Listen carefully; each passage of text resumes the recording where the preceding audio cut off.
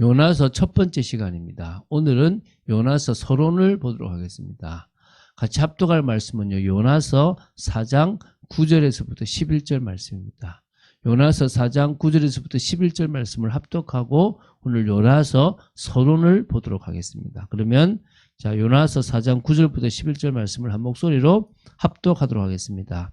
하나님이 요나에게 이르시되 내가 이 박넝꿀로 말미암아 성내는 것이 어찌 옳으냐 하시니 그가 대답하되 내가 성내어 죽기까지 할지라도 옳으니이다 하니라. 여호와께서 이르시되 내가 수고도 아니하였고 재배도 아니하였고 하룻밤에 났다가 하룻밤에 말라버린 이 박넝꿀을 아꼈거든. 하물며 이 큰 성 니느웨에는 좌우를 분별하지 못하는 자가 12만여 명이요 가축도 많이 있나니 내가 어찌 아끼지 아니하겠느냐 하시니라. 아멘. 오늘 하나님의 마음, 이 시대에 죽어가는 영혼, 타락하는 영혼들에게 그래도 기회를 주시려고 하는 하나님의 마음을 가지고 우리가 요나의 심정으로 정말 영혼을 살리고 복음을 전하게 되기를 바랍니다. 자, 요나서를 지금 봐나가는데요. 먼저 조금 전체적인 좀 개괄이 필요하겠죠. 제목은 요나 선지자의 글이기 때문에 요나서라고 이렇게 이름이 붙여져 있습니다. 그래서 이제 저자는 당연히 이제 언급은 없지만, 이 모든 사건을 직접 체험한 요나의 생생한 회고이기도 하고요. 열왕기의 기록에도 보면 또 그리고 예수님의 언급에도 보면은 마태복음이나 누가복음에 보면은 선지자 요나가 기록했다라고 이렇게 우리가 확실하게 볼 수가 있습니다. 기록 연대는 열왕기하 14장 25절의 기록으로 북이스라엘 제13대 왕 여로보암 2세, 다시 말하면 BC 한 793년에서 753년 정도의 시대에 이 본사건이 일어나고 기록되었다라고 봅니다. 그 당시 아수르는 이 요나서 3장 3절에 암시된 대로 이 서서히 이제 근동 지역의 주도권을 가진 이 패권 국가로 이렇게 좀 세워져 가고 있었다라고 보시면 됩니다. 이 요나서를 보는 수신자는 누구냐면 1차적으로는 시대적 한계에 의해서 폐쇄적 이 선민주의에 사로잡혀 있던 이 구약시대 이스라엘 백성들이 1차적이고요. 나아가서는 세계 만민에 대한 하나님의 구원의 사랑과 은혜를 깨닫고 이 독선적 신앙을 버리고 세계 선교에 힘써야 할 모든 시대의 성도들에게 쓴 글이라고 보면 됩니다. 그러니까 우리에게 주신 글이라고 보시면 됩니다. 어찌 보면 우리가 이해되지 않는 나라, 이해되지 않는 사람들까지도, 우리 대한민국 사람이라면 일본이나 중국에 대해서 악감정이 있잖아요. 그래서 그런데 선교사로 나간다는 게 되게 좀 짜증이 날 수 있는데 그런 것이 아니라 어느 나라, 어느 민족이든지 간에 복음이 필요하다면 우리는 증거해야 될 것이라고 믿습니다. 자, 내용을 본다면요. 여호와 이방 선교 명령에 불순종하고 오히려 다시스로 도망간 요나에 대한 이야기라고 보시면 됩니다. 특히 이제 물고기 뱃속에서 3일간 들어갔지만 기적적으로 살아난 사건도 중요합니다. 이게 예수님의 부활을 의미하기도 하거든요.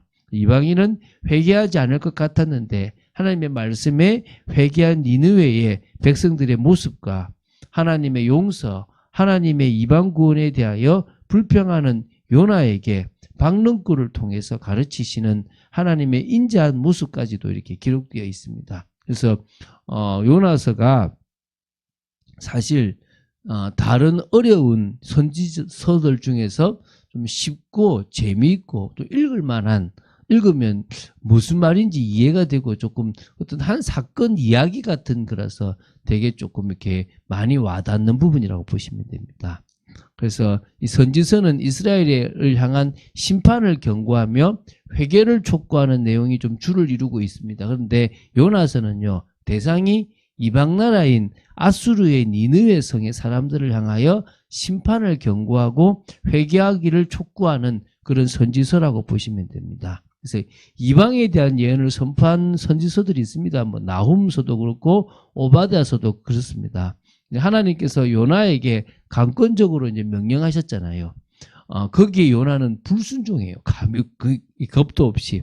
그래서 이후에는 어쩔 수 없이 니느웨 성으로 갔지만 하나님의 마음을 가지지 못한 모습을 계속 볼 수가 있습니다. 그래서 구약 시대에 쓰여진 책이면서도 신약 시대에 본격 계시된 이방 만민의 어떤 구원 문제를 전면에 이렇게 딱 이렇게 딱 부상시켜 놨어요. 그래서 신구약 성경의 내적 통일성을 입증해 주는 그런 중요한 자료 중 하나예요. 그러니까 그래요. 구약은 하나님이 무서운 하나님이고 이스라엘만 사랑한다 그러고 신약은 사랑의 하나님이고 만민을 사랑한대요. 안 맞아 보이는 겁니다. 그런데 구약에도 하나님은 만민을 향한 하나님의 계획이 있었다는 것입니다. 그래서 다른 선지서와 요나서에 좀 차이점이 있습니다. 첫 번째가 다른 선지서들은 1인칭 저자의 시점에서 하나님께서 주신 예언의 말씀을 전달하는데 좀 주안점을 두고 있다라고 보면요. 요나서는 이 저자 내지 좀 주인공인 요나가 3인칭으로 등장을 해요. 이름이 막 등장하고 있고요. 하나님께서 선포하라 명하신 예언의 내용 자체보다는 예언 선포의 전후 과정에 어떤 이렇게 발생했던 사건들을 좀 이렇게 기록하는 데 치중되어 있습니다. 그래서 메시지 중심의 선지서와 다르게 사건 중심의 이야기 한 편의 드라마를 보는 것 같은 느낌이 드는 책입니다. 그래서 좀 재미있게 볼 수 있을 것 같고요. 두 번째는요. 요나서에 등장하는 여호와 하나님의 모습이 구약 성경에서 볼 수 있는 여호와의 하나님의 모습과는 조금 많이 다릅니다. 좀 파격적이라고 할 수 있는 부분도 있는데요. 여호와 하나님의 절대자이시고 하나님은요 주권자이시고 보호자이신 어떤 모습이 나오면서도 동시에 자상한 아버지 같고 스승인 모습까지도 나옵니다. 그리고 선지자 중에서도 요나가 좀 파격적이에요. 그러니까 여호와 하나님의 명령을 마음대로 거부해버렸고요. 하나님께 불평을 계속하는 그런 변덕스럽고 당돌한 모습도 이 요나서에서 나오고 있습니다.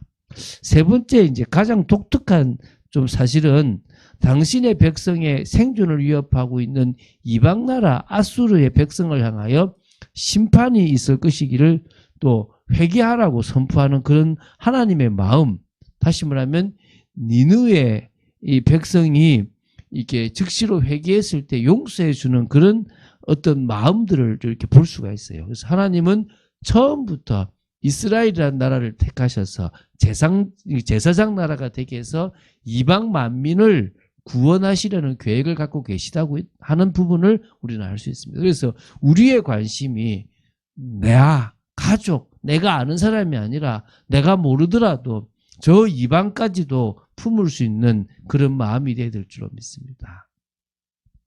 요나가 사역했던 어떤 그런 시기가요.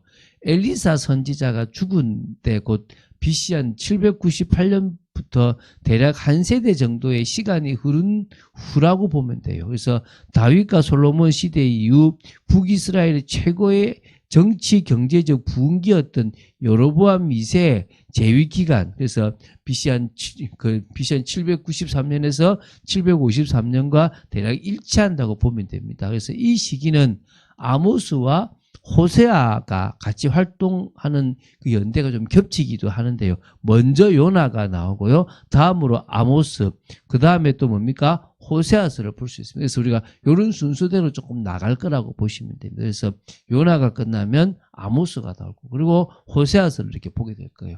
지금 이렇게 선지서를 짧게 보지만요. 좀 의미 있게 보는 시간이 되었으면 좋겠고 어떤 선지서는 끝나요. 이 요나서는 그 시대로 끝이 나요. 그런데 이 요엘서는 우리 시대뿐만 아니라 다 우리가 받아봐야 될 시대까지도 보고 있잖아요. 그런 것들을 조금 염두에 두고 어떤 것들은 끝났고 어떤 것들은 계속 진행된다는 부분들을 좀 생각하고 봤으면 좋겠습니다.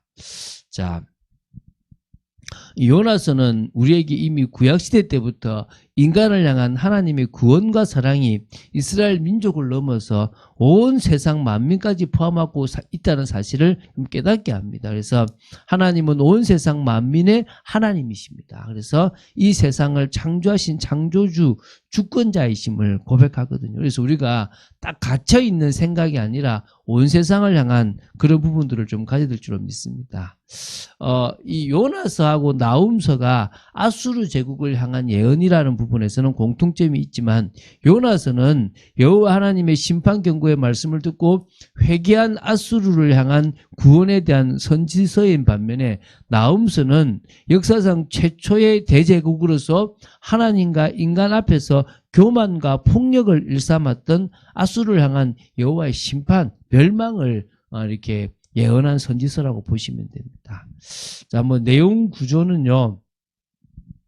요나 선지자가 하나님으로부터 소명과 사명을 받는 부분부터 이방 땅 아수르의 니느웨 성에서 회개를 선포하고 니느웨 성 백성에게 그러니까 그 백성들이 회개하는 사건 등 이 네 단계의 어떤 시간 순서로 되어 있습니다. 그래서 1부가 1장 1절부터 17절로 보시면 되고요. 2부가 2장 1절부터 2장 10절까지 보시면 되고요. 3부가 3장으로 보시면 되고요. 그리고 이제 마지막 4부가 4장으로 보시면 됩니다. 각 장씩 이렇게 한 장씩 보시면 되는데 물론 1장 마지막 절이 2장과 연결되기도 하는데 그냥 짧게 그렇게 보시면 될 것 같아요. 자, 이 시대에도 마찬가지고 우리 시대도 마찬가지고 하나님의 역사는 하나님의 사람을 통해서 반드시 일어납니다. 저와 여러분의 삶 속에 하나님의 역사가 일어나고 있다면 여러분은 가장 정상적인 사람이라는 겁니다. 그런 축복을 사실적으로 누리는 하나님의 사람들로 서게 되기를 주 예수 그리스도 이름으로 축원드립니다. 주는 그리스도시요 살아계신 하나님의 아들이심을 고백합니다. 이제 요나서를 보려고 합니다. 어떤 의미에서는 재미있고 또 그 속에서 좀 박진감이 넘치는 부분들을 볼 수 있다라고 봅니다. 아버지 하나님, 이 요나서를 통하여 하나님의 마음을 아는 저희들 되게 하시고 또 이 시대에 우리가 뭘 해야 될 것인지를 생각하고 기도하고 인도받는 삶이 되도록 지켜주시옵소서. 은혜 주실 줄로 믿습니다. 주 예수 그리스도 이름으로 기도드립니다. 아멘.